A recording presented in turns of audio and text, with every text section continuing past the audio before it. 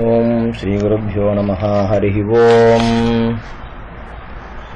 शुक्लांबरधरं विष्णुं शशिवर्णं चतुर्भुजं प्रसन्नवदनं ध्यायेत् सर्वविघ्नोपशान्तये। गुरुर्ब्रह्मा गुरुर्विष्णुर्गुरुर्देवो महेश्वरः। गुरुः साक्षात् परं ब्रह्म तस्मै श्री गुरवे नमः। गुरवे सर्वलोकानां विषते भवरोहिणां निधये सर्वविद्यानां श्रीदक्षिणामूर्तये नमः। सद्गुरुचरणारविन्दाभ्यां नमः। श्रीराम राम रामेति रमे रामे मनोरमे सहस्रनाम तत्तुल्यं राम नाम वरानने। श्रीरामचंद्र परब्रह्मणे नमः। वाल्मीकि रामायणं बालकाण्डं सर्गम 2 ராமாயணத்தின் உற்பத்தி அவதாரிகை. இந்த கிரந்தத்தை செய்தவர் பிரம்மாவின் வரத்தால் திவ்ய திருஷ்டியையும் சத்திய வாக்கையும் அடைந்தவர் என்று சொல்லப்படுகிறது. வால்மீகி மகர்ஷி தர்ம சிந்தை உள்ளவர். தர்மசாஸ்திரப்படி வெகு சாதுரியமாக பேசக்கூடியவர். ஆனாலும் நாரதருடைய ஹிதோபதேசத்தை கேட்டு, தேவரிஷே, என் கேள்விக்கு சரியாக பதில் சொன்னீர்கள். நினைக்க நினைக்க ஆச்சரியம் அதிகரிக்கிறதென்று சிஷ்யர்களுடன் கொண்டாடி அவரை விதிப்படி பூஜித்தார். நாரதர் வால்மீகியினிடத்தில் அனுமதி பெற்றுக்கொண்டு ஆகாச மார்க்கமாக தேவலோகத்திற்கு சென்றார். வால்மீகி கொஞ்ச நேரம் ஆசிரமத்தில் இருந்து பிறகு மாத்தியானிக ஸ்நானம் செய்வதற்காக கங்கைக்கு சமீபத்தில் உள்ள தமசா நதிக்கரைக்கு சென்றார். அந்த நதியின் ஜலம் தெளிவாக இருப்பதைக் கண்டு தன் சமீபத்தில் இருந்த சிஷ்யனை பார்த்து, பரத்வாஜா, இந்த நதியை பார்த்தாயா? இறங்கும் துறைகளில் சேரில்லை. ஜலம் கலங்காமல் தெளிவாக இருக்கிறது. சாதுக்களின் மனசு காம குரோதங்களால் கலங்காமல் எப்போதும் இப்படி தெளிந்திருக்கும். இது பரிசுத்தமான ஸ்தலம். அந்த கடத்தை பூமியில் வைத்து நான் ஸ்நானம் செய்வதற்காக கொண்டு வந்த மர உரியை கொடு. கங்கை இதற்கு சமீபத்தில் இருந்தாலும் அங்கே போனால் ஸ்நான காலம் தவறும். தமசா நதியின் தீர்த்தம் மிகவும் நன்றாக இருப்பதால் இங்கே ஸ்நானம் செய்கிறேன் என்றார். குரு சுশ্ரூஷையில் பிரீதியுள்ள பரத்வாஜர் தன் கையில் இருந்த மர உரியை கொடுத்தார். அதை வாங்கிக் கொண்டு வால்மீகி இந்திரியங்களையும் மனசையும் ஒருமைப்படுத்தி ஸ்நான சந்தியா ஜபதபங்களுக்கு தகுந்த ஏகாந்தமான ஸ்தலத்தை தேடிக்கொண்டு நதிக்கரையில் உள்ள காட்டில் சஞ்சரித்தார். சாப அனுகிரக சக்தியுள்ள அந்த ரிஷி அந்த காட்டிற்கு சமீபத்தில் 2 கிரௌஞ்ச பட்சிகள் விளையாடிக் கொண்டிருப்பதை கண்டார். ஆணும் பெண்ணும் ஒன்றை விட்டு ஒன்று ஒரு க்ஷணம் கூட பிரிந்திருக்காது.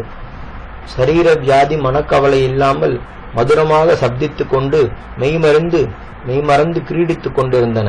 அப்போது பசு பட்சிகளுக்கு சுபாவ விரோதியான ஒரு வேடன் தனக்கு யாதொரு குற்றமும் செய்யாத அந்த பட்சிகளில் ஒன்றை வால்மீகி எதிராக அவரை லட்சியம் செய்யாமல் பானத்தால் அடித்தான். அவை சந்தோஷமாக கிரீடித்துக் கொண்டிருந்ததையும் கவனிக்காத மகாபாபி உடனே அந்த ஆண் பட்சி ஹிருதயம் பிளந்து கரகரவென்று சுழன்று பூமியில் விழுந்து புரண்டது. ரத்தம் தாரை தாரையாக பெருகிற்று.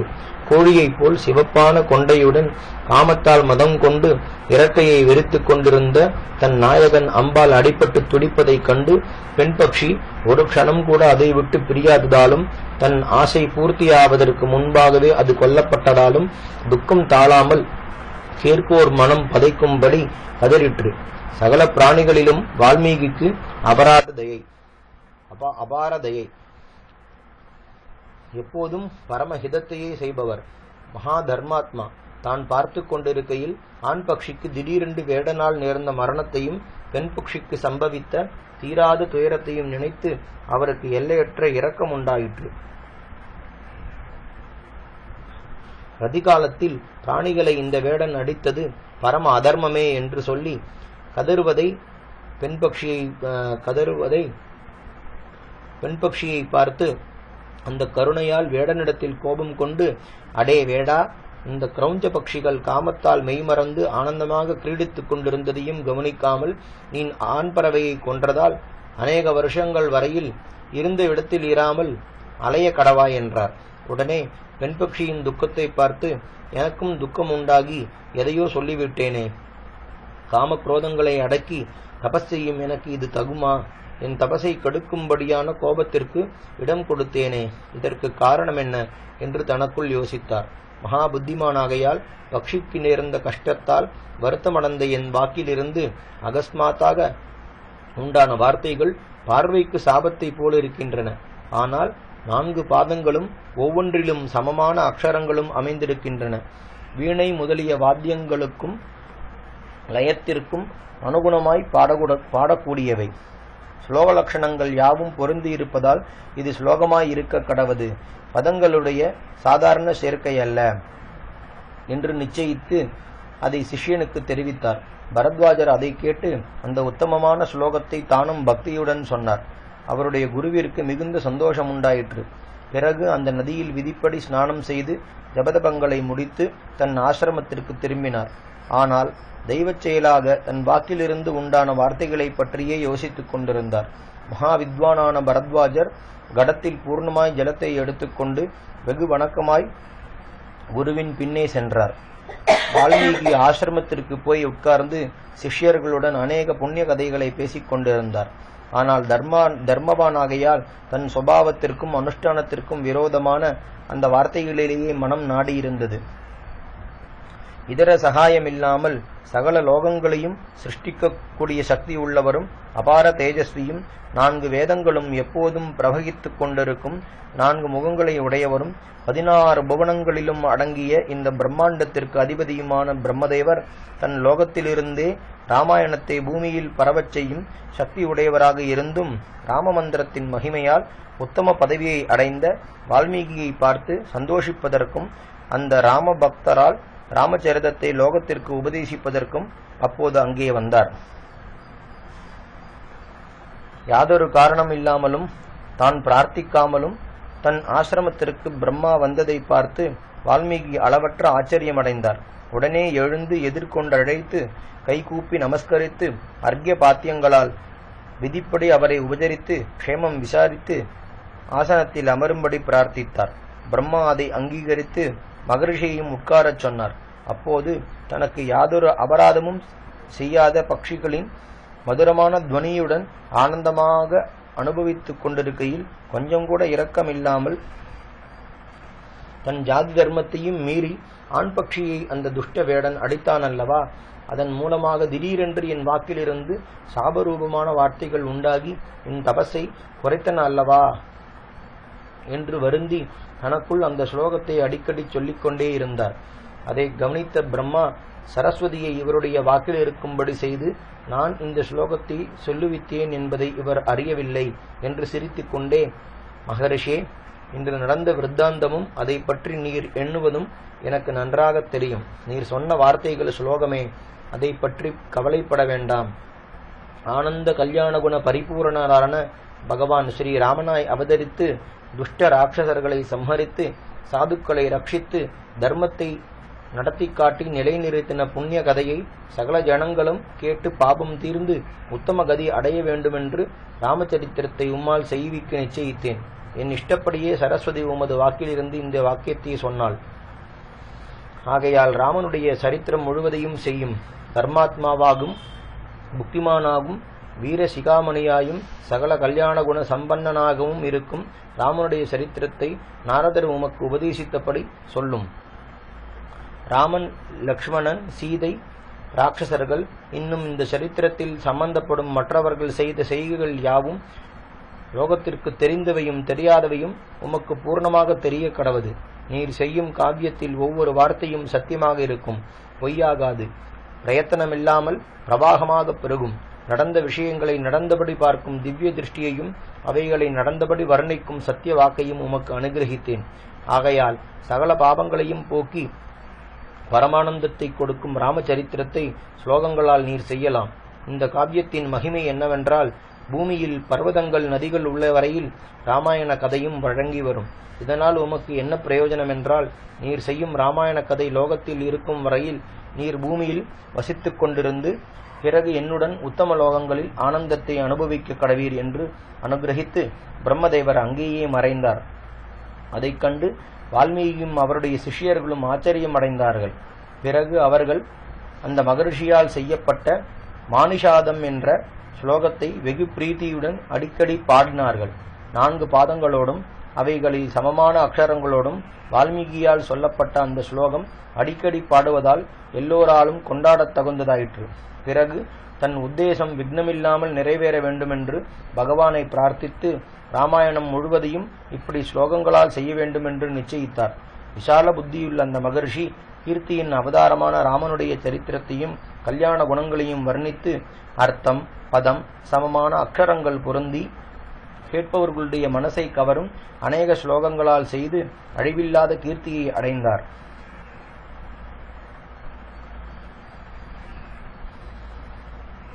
வால்மீகி ராமாயணம் சர்க்கம் 3 கதானுகிரக மணிகை அவதாரிகை. இந்த கிரந்தத்தில் வர்ணிக்கப்படும் விஷயம் களங்கமற்ற ஞான திருஷ்டியால் பார்க்கப்பட்டதாலும் லோகோத்தரமான நாயகனுடைய குணங்களால் அலங்கரிக்கப்பட்டதாலும் உத்தமம் என்று காட்டுகிறார். 4 புருஷார்த்தங்களையும் தெளிவாய் விவரிக்கும் ராமச்சரித்திரத்தை நாரதரிடமிருந்து கேட்டிருந்தாலும் தர்ம சிந்தியுள்ள வால்மீகி அதை இன்னும் நன்றாய் தெரிந்து கொள்ள யத்தனம் செய்தார். விதிப்படி ஆசமனம் செய்து கிழக்கு நுனியாய் போடப்பட்ட தர்ப்பங்களில் உட்கார்ந்து குருவை மனசால் நமஸ்கரித்து கைகூப்பி பிரம்மாவின் அனுகிரகத்தால் கிடைத்த யோக பலத்தால் பின்வருமாறு யோசித்தார். ராமன், லக்ஷ்மணன், சீதை, தசரதர், அவருடைய பத்னிகள், கோசலத்து ஜனங்கள் முதலியவர்களுக்கு நேர்ந்த யாவற்றையும் அவர்களுடைய பேச்சு, வார்த்தை, சம்பாஷணை, நடை, உடை, பாவனை, வேடிக்கை வார்த்தை, கலகம், கோபம், துக்கம் முதலியவைகளையும் எதிர்வாக்கிய பரிபாலனம் செய்வதற்காக ராமலட்சுமணர்களும் சீதையும் வனங்களில் சஞ்சரித்த பொழுது அவர்களுக்கு நேர்ந்ததையும் அதற்கு மேல் நடக்கப் போகிறதையும் கையில் இருக்கும் நெல்லிக்கனியைப் போல் ஞானக்கண்ணால் பார்த்தறிந்தார். ராமனுடைய கல்யாண குணங்களை பார்த்து அனுபவிக்கும் பொழுது ராமனுக்கு பரமானந்தம் வால்மீகிக்கு பரமானந்தம் உண்டாயிற்று. தேஜஸ் விருத்தியாயிற்று. யோக ரட்சணத்திற்காக ரகுகுலத்தில் அவதரித்து சகல பிராணிகளின் மனசை கவர்ந்த ராகவனுடைய சரித்திரத்தை நாரதர் தனக்கு உபதேசித்தபடி ராமாயணம் என்கிற மகாகாவியமாய் செய்ய ஆரம்பித்தார். சமுத்திரத்தின் கிழிஞ்சில் முத்துச்சிப்பி, பாலடை முதலிய சாமானிய வஸ்துக்களும் ரத்னங்கள் முதலிய விலையற்ற பதார்த்தங்களும் கலந்திருப்பது போல் இந்த கிரந்தத்தில் தர்மம், மோட்சம் என்ற புருஷார்த்தங்கள் பிரதானமாகவும் அர்த்தமும் காமமும் சுருக்கமாகவும் காட்டப்பட்டிருக்கின்றன. ஸ்லோகங்கள் கேட்பதற்கு மதுரமாய் இருக்கின்றன. அவைகளின் அர்த்தங்கள் புத்திக்கு விசேஷ ஆனந்தத்தை கொடுக்கின்றன. சகல வேதங்களும் எந்த பரமபுருஷனை கொண்டாடுகின்றனவோ அவருடைய கல்யாண குணங்களே இதில் வர்ணிக்கப்படுகின்றன. தசரதர் செய்த விசேஷ தபசால் ஸ்ரீ மகாவிஷ்ணுவே அவருக்கு புத்திரனாய் அவதாரம் செய்ததும் அதிபால்யத்திலேயே மாரீச்சன், சுபாகு, தாடகை முதலிய கோர ராட்சர்களை ஜெயிக்கக்கூடிய பலம், வீரியம், எல்லோருக்கும் அனுகூலமாயிருப்பது, எல்லோருடைய பிரீதிக்கு பாத்திரமாயிருப்பது, பிறர் செய்யும் குற்றங்களை பொறுத்து எப்போதும் பிரசன்னமாயிருப்பது, புன்சிரிப்புடன் பேசுவது முதலிய உத்தம குணங்களும் ராமலக்ஷ்மணர்கள் விஸ்வாமித்திரருடன் போனதும் அப்போது அவரால் சொல்லப்பட்ட விசித்திர கதைகளும், ராமன் மிதிலா நகரத்தில் பரமசிவனுடைய வில்லை முறித்ததும், ராமலக்ஷ்மண பரத சத்ருகுணர்கள் சீதை, ஊர்மிளை, மாண்டவி, ஸ்ருதகீர்த்தியை விவாகம் செய்ததும், ராமனுக்கும் பரசுராமனுக்கும் நடந்த சம்வாதமும் இந்த ராமாயண மகாகாவியத்தில் பாலகாண்டத்தில் வர்ணிக்கப்படுகின்றன. சகல ராஜலட்சணங்களும் ராமனிடத்தில் பொருந்தி இருந்தனவென்பதும் அவரை யுவராஜாவாய் அபிஷேகம் செய்ய தசரதர் நிச்சயித்து அதற்கு வேண்டிய பிரயத்தனங்களை செய்ததும், கைகேயி அதை தடுத்து ராமனை காட்டிற்கு அனுப்பினதும், நகரத்து ஜனங்கள் ராமனை விட்டு பிரிந்து பிரலாபித்ததும், அவர் தன்னுடன் வந்தவர்களை தமசா நதிக்கரையில் விட்டு போனதும், கங்கை கரையில் குகனை சந்தித்து சுமந்தரரை அங்கே நிறுத்தி விட்டதும், கங்கையை தாண்டி பரத்வாஜ மகரிஷியை தரிசித்ததும், அவருடைய உத்தரவால் சித்திரகூடம் என்ற மலைக்கு சென்று அங்கே லக்ஷ்மணனால் கட்டப்பட்ட பர்ணசாலையில் சீதையுடன் வசித்ததும், தசரதர் புத்திரசோகம் தாங்காமல் உயிரை விட்டதும், பரதன் ராமன் இருக்கும் இடத்திற்கு வந்ததும், அவரை அயோத்திக்கு வரும்படி பிரார்த்தித்ததும், ராமன் பிதாவிற்கு உத்தர கிரியைகளை செய்ததும், ராமனுடைய பாதுகைகளை பரதன் நந்தி கிராமத்தில் வைத்து அபிஷேகம் செய்து ராமன் வரும் வரையில் அங்கே வசித்துக் கொண்டிருந்ததும், ராமன் அத்ரி மகரிஷியின் ஆசிரமத்திற்கு வந்ததும், அனசூயை சீதைக்கு சந்தனம் முதலியவைகளை கொடுத்ததும் அயோத்தியா காண்டத்தில் வர்ணிக்கப்பட்டிருக்கின்றன. அவர்கள் தண்டகாரண்யத்தில் பிரவேசித்ததும் விராதனுடைய வதமும் சரவங்கர், சுதீக்ஷணர், அகஸ்தியர், ஜடாயுஸ் முதலிய பெரியோர்களை தரிசித்ததும் பஞ்சவடியில் வசித்ததும் சூர்பனகை அங்கே வந்து ராமலக்ஷ்மணர்களுடன் சம்பாஷித்ததும் லக்ஷ்மணன் அவளுடைய காதையும் மூக்கையும் அறுத்ததும் அதற்காக யுத்தம் செய்ய வந்த கரண், தூஷணன், திரிசிரஸ் முதலிய ராட்சசர்களை ராமன் சம்ஹரித்ததும் அதை கேட்டு ராவணன் லங்கையிலிருந்து வந்ததும் ராமன் மாரீச்சனை கொன்றதும் சீதையை ராவணன் எடுத்து போனதும் ராமன் பிரலாபித்ததும் ஜடாயுஸ் உத்தம கதியை அடைந்ததும் கபந்தனுடைய மரணமும் சபரியை கண்டதும் பம்பா நதிக்கரைக்கு சென்றதும் ஆரண்ய காண்டத்தில் வர்ணிக்கப்படுகின்றன. அங்கிருந்து ராமன் ரிஷிமுக பர்வதத்திற்கு போய் சுக்ரீவனை சந்தித்து அவனுடன் அக்னி சாட்சியாக சிநேகம் செய்ததும் அவனுக்கு நம்பிக்கையை உண்டு பண்ணினதும் வாலியும் சுக்ரீவனும் யுத்தம் செய்யும் போது ராமன் வாலியை கொன்றதும் தாரை பிரலாபித்ததும் சுக்ரீவ பட்டாபிஷேகமும் சரத்காலம் வந்தவுடன் சீதையை தேடுகின்றேன் என்று சுக்ரீவன் பிரதிஜை செய்ததும் மழைக்காலத்தில் ராமன் பிரசரவணகிரியில் தங்கியிருந்ததும் சுக்ரீவன் தாமசிக்கிறான் என்று கடும் கோபம் கொண்டதும் உடனே வானராதிபதி தன் சைன்யங்களை தருவித்து பூலோகத்தை பூர்ணமாக வர்ணித்து 4 திக்குகளிலும் சீதையை தேடும்படி அனுப்பினதும் ராகவன் தன் கணையாழியை அனுமானிடத்தில் கொடுத்து அனுப்பினதும் தெற்கே போன வானரர்கள் ரிக்ஷபிலத்தில் தடுமாறினதும் சமுத்திர கரையில் பிரயோபவேசம் செய்ததும் சம்பாதியை கண்டு சீதையின் விருத்தாந்தத்தை அறிந்ததும் ஆஞ்சநேயர் மகேந்திர பர்வதத்தில் ஏறி சமுத்திரத்தை தாண்ட யத்தனம் செய்ததும் கிஷ்கிந்தா காண்டத்தில் வர்ணிக்கப்படுகின்றன. மைனாக பர்வதம் சமுத்திரத்தில் இருந்து கிளம்பினதும் மாருதி சிம்ஹிகையை கொன்று அக்கறை சேர்ந்து மலைய பர்வதத்தில் இறங்கி ராத்திரியில் லங்காபுரியில் பிரவேசித்ததும் தனியே இருந்து ஆலோசித்ததும் புஷ்பக விமானத்தில் ராவணனை கண்டதும் பானசாலையில் தேடினதும் ராவணனுடைய ஸ்திரீகளை பார்த்ததும் அசோகவனத்தில் சீதையை கண்டதும் ராட்சசிகள் அவளை அதட்டினதும் ராவணனுக்கும் அவளுக்கும் நடந்த சம்வாதமும் திரிஜடை தன் சொப்னத்தை சொன்னதும் மாருதி ராமனுடைய கணையாழியை சீதையிடத்தில் கொடுத்ததும் அவளுடைய சூடாமணியை வாங்கிக் கொண்டு அசோகவனத்தை நாசம் செய்ததும் ராட்சசிகள் பயந்தோடி ராவணனிடத்தில் தெரிவித்ததும் அவனால் அனுப்பப்பட்ட கிங்கரர்களை மாருதி கொன்றதும் பிரம்மாஸ்திரத்திற்கு கட்டுப்பட்டதும் லங்கையை கொளுத்தி கர்ஜித்ததும் மறுபடியும் சமுத்திரத்தை தாண்டி வந்து மதுவனத்தை அழித்ததும் ராமனிடத்தில் சூடாமணியை கொடுத்து தேற்றினதும் சுந்தரகாண்டத்தில் வர்ணிக்கப்படுகின்றன.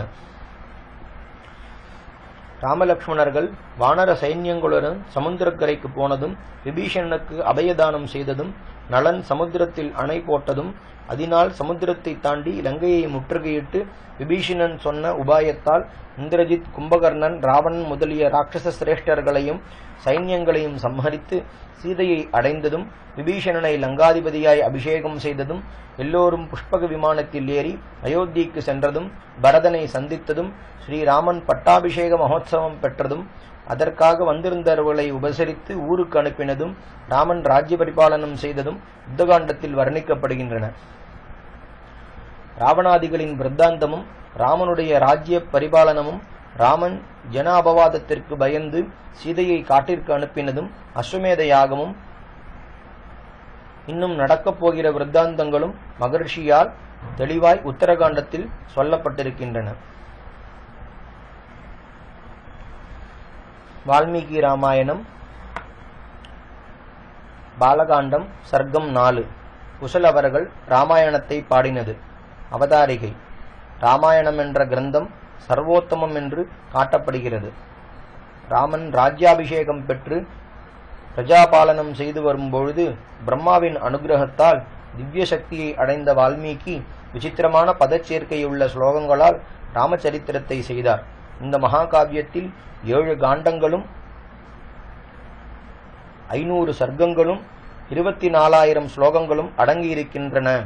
பட்டாபிஷேகத்திற்கு பின்பு நடந்தவைகளையும் இனி நடக்கப் போகிறவைகளையும் வர்ணித்து இந்த கிரந்தத்தை அபியசித்து ஜனங்களுக்கு வெளிப்படுத்தக்கூடியவர்கள் யார் என்று ஆலோசித்தார்.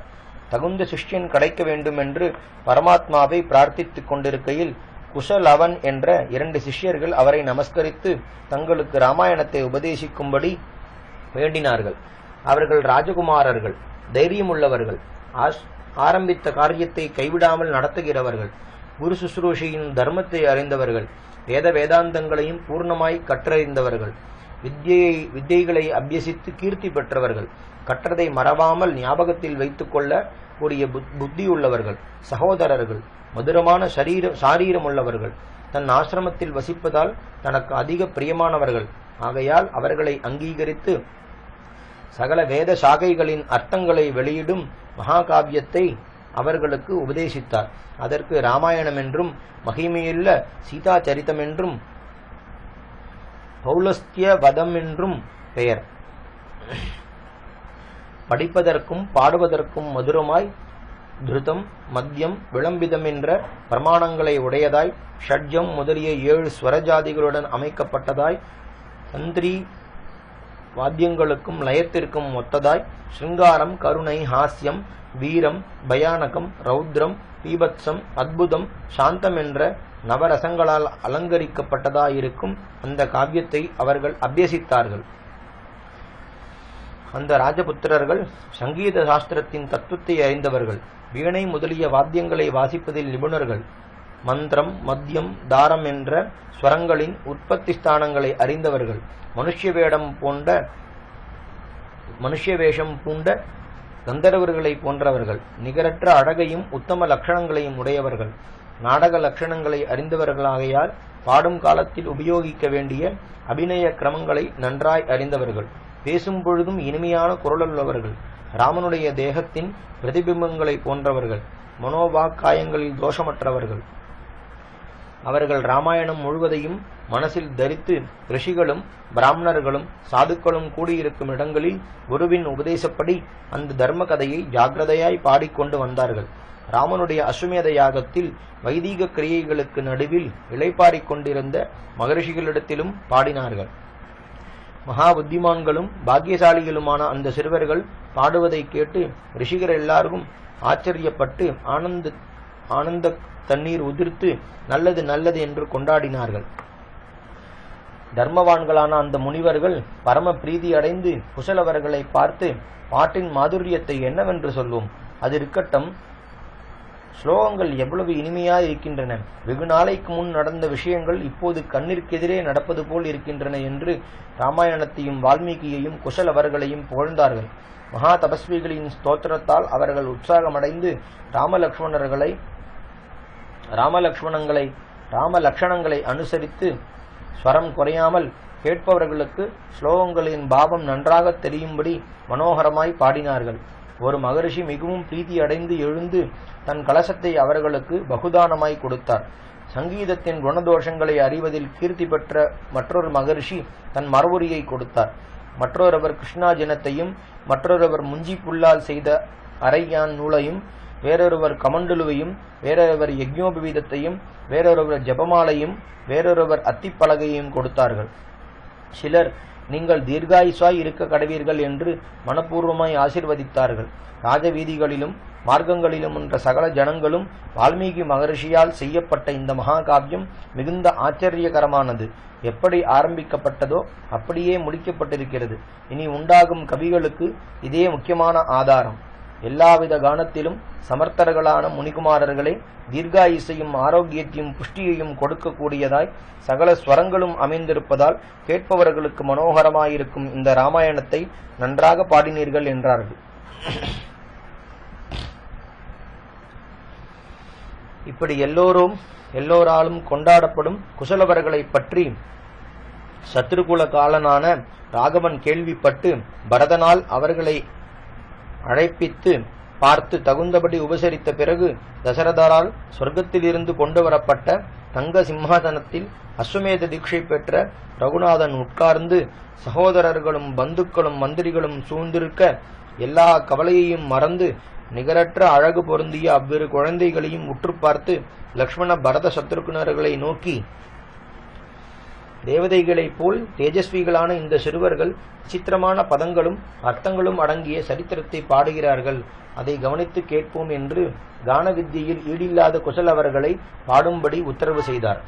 அவர்கள் ஸ்லாகியமான ராகாலாபத்தோடு தந்திரி வாத்தியங்களுக்கும் லயத்திற்கும் ஒத்து மதுரமாய் ஸ்லோகத்தின் அர்த்தம் கேட்பவர்களுக்கு நன்றாக தெரியும்படி பாடினார்கள்.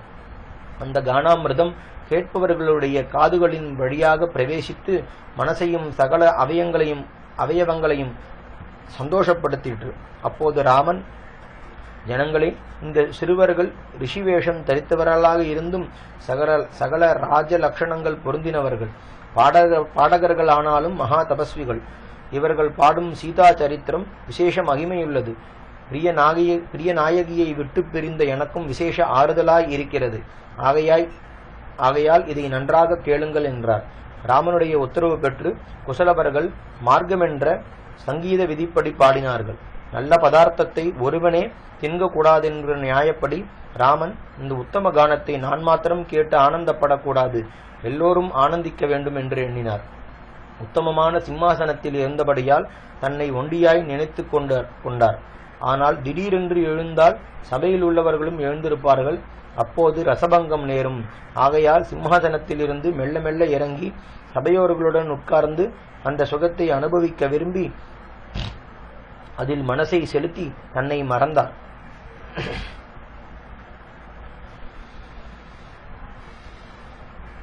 வால்மீகி ராமாயணம் பாலகாண்டம் சர்க்கம் 5. அயோத்தியை. அவதாரிகை. கருணாமூர்த்தியான வால்மீகி பகவான் ராமாயண காவியத்தை ஆரம்பித்து அது விக்னமின்னாமல் முடிவு பெற்று ஐவற்ற கீர்த்தியை அடையும்படி மங்களம் செய்கிறார். ஆசீர்வாதம், நமஸ்காரம், விஷயத்தை குறிப்பிடுதல் என்கிற அது 3 வகைப்படும். அவைகளில் 3வதான வஸ்து நிர்தேசம் என்ற மங்களத்தை செய்து கிரந்தத்தின் விஷயத்தையும் பிரயோஜனத்தையும் தெரிவித்து சாதுக்கள் இதை கொண்டாட வேண்டும் என்று பிரார்த்திக்கிறார். இந்த சர்க்கத்தில் பகவானுடைய அவதாரத்திற்கு யோக்கியமான ஸ்தலம் வர்ணிக்கப்படுகிறது. 7 தீபங்களால் சூழப்பட்ட இந்த பூமி முழுவதும் மற்ற அரசர்களுக்கு சுவாதீனமாயிருந்தது போல் இல்லாமல் வைவஸ்வத மனுவென்ற பிரஜாபதியின் காலம் முதல் ஜெயசாலிகளான எந்த இக்ஷ்வாகு வம்சத்தர அரசர்களால் ஆண்டு வரப்பட்டதோ, எந்த வம்சத்தில் சகரன் என்ற அரசன் பிறந்து தன் 60,000 புத்திரர்களால் சாகரத்தை வெட்டுவித்தானோ, அந்த மகிமை பொருந்திய இக்ஷ்வாகு வம்சத்தில் அவதரித்த ராமனுடைய சரித்திரத்தை சொல்லும் இந்த கிரந்தம் ராமாயணம் என்று பிரசித்தி பெற்றது. சகல புருஷார்த்தங்களையும் கொடுக்கக்கூடிய இந்த கிரந்தத்தை ஆரம்பம் முதல் முடிவு வரையில் அசூயை இல்லாமல் ஸ்ரத்தையுடன் கேட்க வேண்டும். சரையூ நதியின் 2 கரைகளிலும் கோசலம் என்று ஒரு தேசம் இருக்கிறது. அது வெகு விஸ்தாரமானது. அளவற்ற தனதானியங்கள் உள்ளது. அதில் எண்ணிறந்த ஜனங்கள் எப்பொழுதும் கவலையற்று ஆனந்தமாய் காலம் கழிக்கிறார்கள். அதில் அயோத்தியை என்று ஒரு நகரம் உண்டு. அது மனுஷ்யர்களுக்கு அதிபதியான வைவஸ்வத மனுவால் அமைக்கப்பட்டது. சகல லோகங்களிலும் பிரசித்தி பெற்றது. 12 யோஜனை நீளமும் 3 யோஜனை அகலமும் உள்ளது.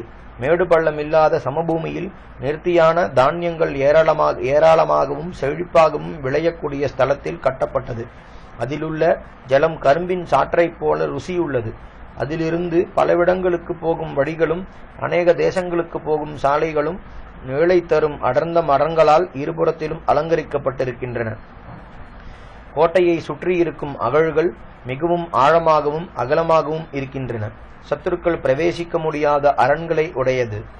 கோட்டை சுவர்களில் சதக்னி முதலிய ஆயுதங்களும் பலவித யந்திரங்களும் வைக்கப்பட்டிருக்கின்றன.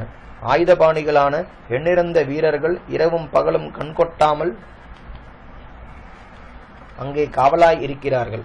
கோட்டை கதவுகள் மிகவும் உறுதியானவை. எக்காலத்திலும் புஷ்பங்களாலும் பழங்களாலும் விளங்கும் மரங்கள் நிறைந்த அநேக தோட்டங்களும் சோலைகளும் தோப்புகளும் உண்டு. ராஜவீதிகள் கோணாமல் ஒழுங்காக நகரத்தின் எல்லை வரையில் போகின்றன. அங்கே தினந்தோறும் ஜலம் தெளித்து புஷ்பங்களை வாரி இறைக்கிறார்கள். கடை வீதிகள் அகலமாகவும் ஜனங்களுக்கு வேண்டிய சகல பதார்த்தங்களால் நிறைந்தும் இருக்கின்றன. விலையற்ற ரத்னங்கள் இழைத்த அநேக அரண்மனைகளும் கிரீடா கிரகங்களும் கிரீடா பர்வதங்களும் முப்பரிகைகளும் அங்கங்கே காணப்படுகின்றன.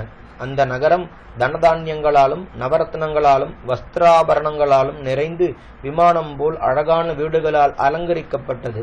உயரமான மேடைகளின் மேல் கட்டப்பட்ட வீடுகளின் உச்சியில் அழகான கொடிகள் பறக்கின்றன. தூரத்திலிருந்து பார்க்கும் பொழுது புண்ணிய புருஷர்கள் தபோபலத்தால் அடைந்த விமான கூட்டங்களை போலிருக்கின்றன.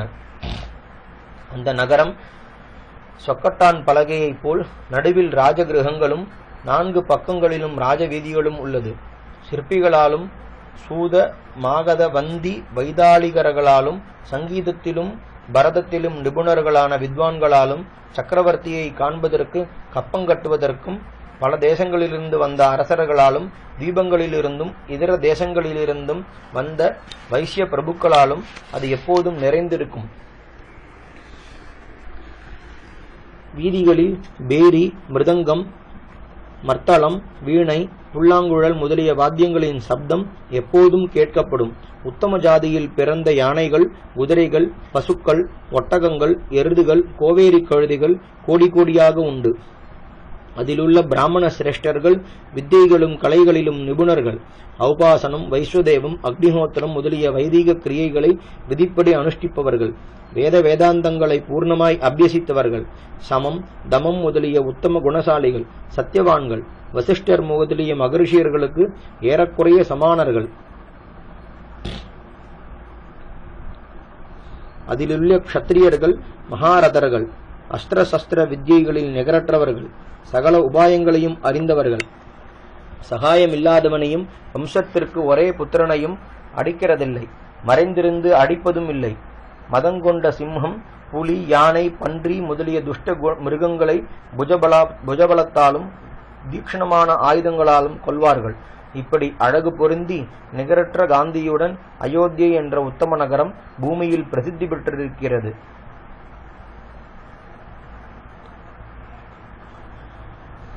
வால்மீகி ராமாயணம் பாலகாண்டம் சர்க்கம் 6. தசரத மகாராஜன். அவதாரிகை. பகவான் அவதாரிக்க தகுந்த புருஷன் வர்ணிக்கப்படுகிறார்.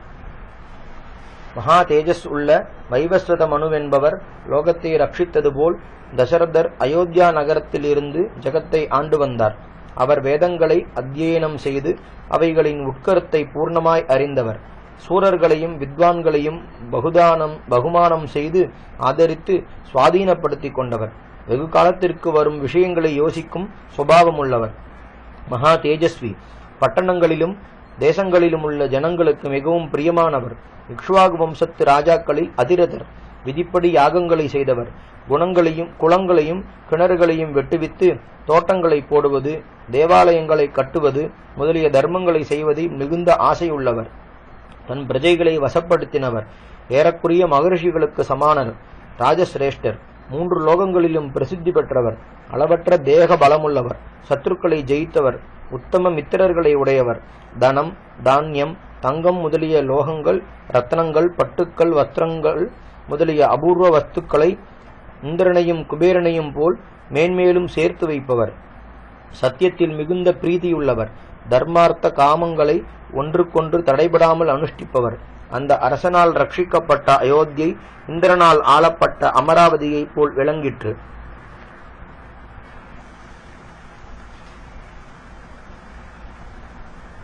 நகரங்களுள் சிரேஷ்டமான அயோத்தியில் வசிக்கும் பிரஜைகளெல்லாரும் வாச சௌத்தியத்தால் எப்போதும் சந்தோஷமாய் உள்ளவர்களாய், தர்ம சிந்தை உள்ளவர்களாய், குருமுகமாய் பல தடவை சாஸ்திரங்களை அபியசித்தவர்களாய், தங்களுக்குள்ள பொருளால் திருப்தி அடைந்து பிறருடைய பொருளில் கொஞ்சமேனும் ஆசை வைக்காதவர்களாய், சத்தியவான்களாய் இருந்தார்கள்.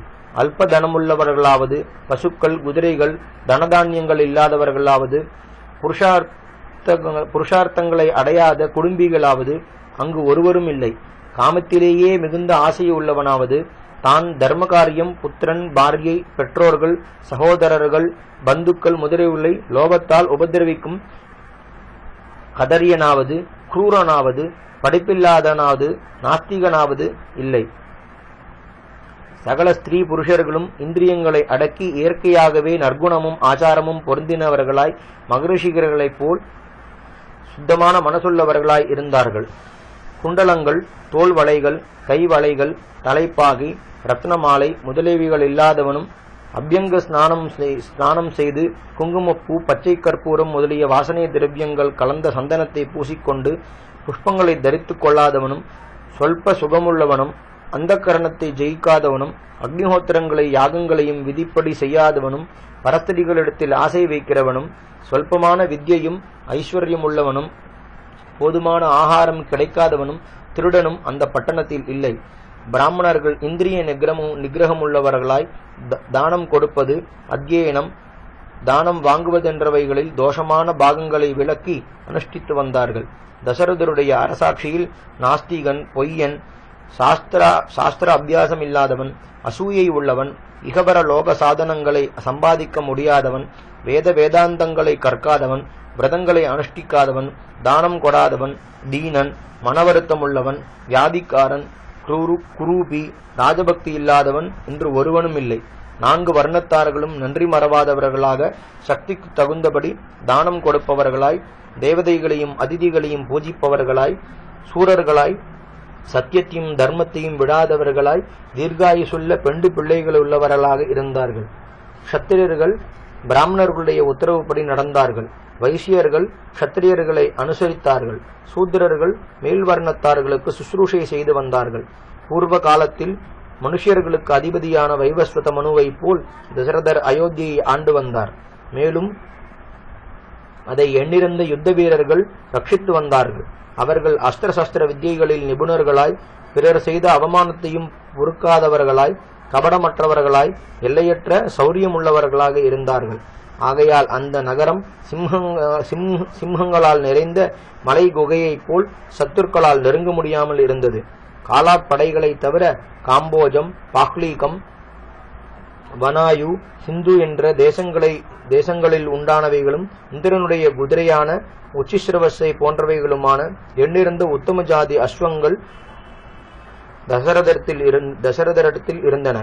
விந்தியம், ஹிமாலயம் முதலிய பர்வதங்களில் உண்டானவைகளாய், ஐராவதம், மகாபத்மம், அஞ்சனம், வாமனம் என்ற திக்கஜங்களின் குளங்களில் உண்டானவைகளாய், நடந்து வரும் மலைகளைப் போல் எப்போதும் மதங்கொண்டவைகளால் அநேக யானைகள் உண்டு. அவை பத்ரம், மந்திரம், மிருகம், பத்ரமந்திரம், பத்ரமிருகம், மிருகமந்திரம் என்று பல ஜாதியை சேர்ந்தவை. இவ்விதமான சைன்யங்கள் மிகுதியாய் இருந்ததால் அந்த நகரத்திற்கு வெளியில் 2 யோஜனை தூரம் வரையில் சத்ருக்கள் நெருங்க முடியவில்லை. ஆகையினாலேயே அயோத்தியா சத்துருக்களால் நெருங்க முடியாதது என்று அதற்கு பொருந்தியிருந்தது. உறுதியான சுவர்கள், கோட்டை வாசல்கள், தாழ்பாள்கள், விசித்திரமான வீடுகளாலும் நானாவிதமான ஜனங்களாலும் நிறைந்து வாசயோக்கியமாய் அயோத்தியாவென்று நிஜமான பெயருடன் விளங்கும் அந்த நகரத்தை மகா தேஜஸ்வியும் சத்ருகுல காலனும் எவ்விதத்திலும் தேவேந்திரனை போன்றவருமான தசரதர் நட்சத்திரங்களை சந்திரன் ரட்சிப்பது போல் காப்பாற்றி வந்தார்.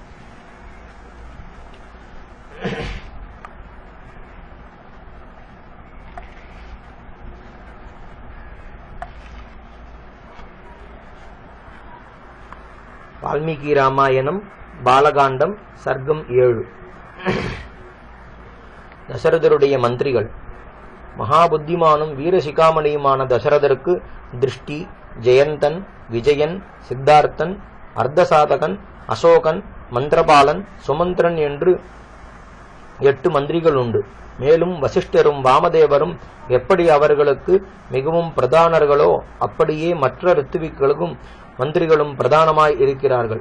அந்த மந்திரிகள் ஆலோசனையில் சமர்த்தர்கள், இங்கிதம் மறந்தவர்கள், அரசனுக்கு அனுகூலமாகவும் பிரியமாகவும் இருக்கும் காரியத்தையே எப்போதும் செய்பவர்கள்,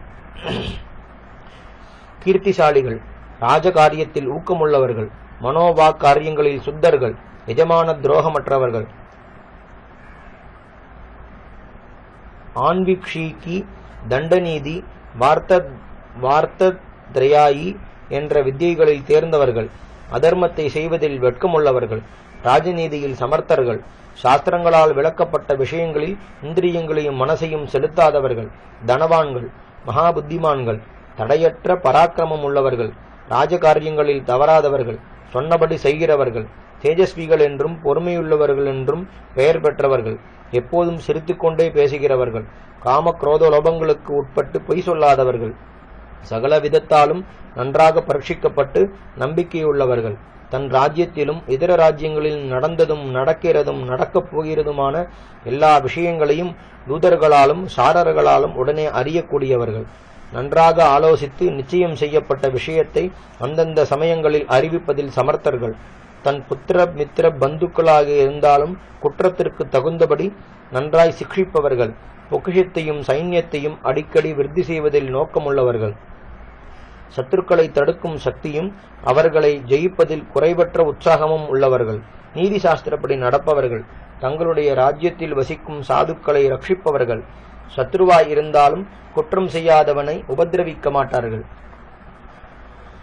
4 வர்ணத்தார்களையும் ஹிம்சிக்காமல் குற்றவாளிகளின் பலம், வயஸ், தேசம், காலம் முதலியவைகளுக்கு தகுந்தபடி அபராதங்களை விதித்து பொக்கிஷத்தை நிரப்புகிறவர்கள், ஒரே மனசுள்ளவர்கள், நேர்த்தியான வஸ்திராபரணங்களால் எப்போதும் அலங்கரிக்கப்பட்டவர்கள், நன்னடத்தை உள்ளவர்கள், அரசனுடைய ஹிதத்தையே நாடி நீதி தவறாதவர்கள், ஆச்சாரியர்களிடத்தில் தோஷங்களை கவனிக்காமல் குணங்களையே கிரகிப்பவர்கள், நடந்ததையும் நடக்கப் போகிறதையும் நிச்சயிக்கும் புத்திமான்கள் என்றும் பராக்கிரமசாலிகள் என்றும் சகல தேசங்களிலும் பெயர் பெற்றவர்கள், சந்தி, விக்கிரகம், யானம், ஆசிரயம், துவைதீபாவம், ஆசனம் என்ற குணங்களையும் சானம், சாமம், தானம், பேதம், தண்டம் என்ற உபாயங்களையும் அனுஷ்டிக்கும் சமயம் அறிந்தவர்கள், ராஜ்ய ரகசியங்களை வெளியிடாதவர்கள், மென்மேலும் தோன்றும் யுத்தி பிரதிபையுள்ளவர்கள், எப்போதும் பிரியமாய் பேசுகிறவர்கள்,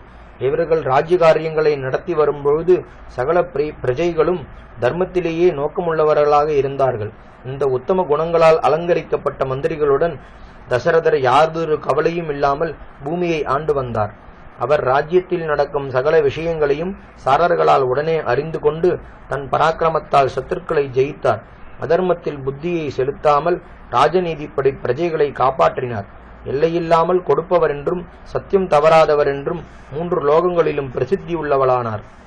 உத்தம மித்திரர்களை சம்பாதித்து பிரஜைகளுக்கு நேரக்கூடிய சகல உபதிரவங்களையும் நீக்கினார்.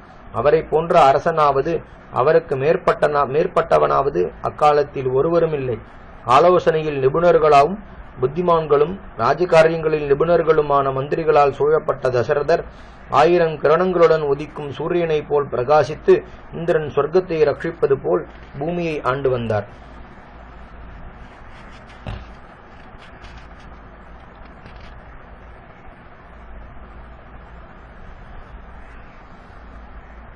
ஹரிஹி ஓம்.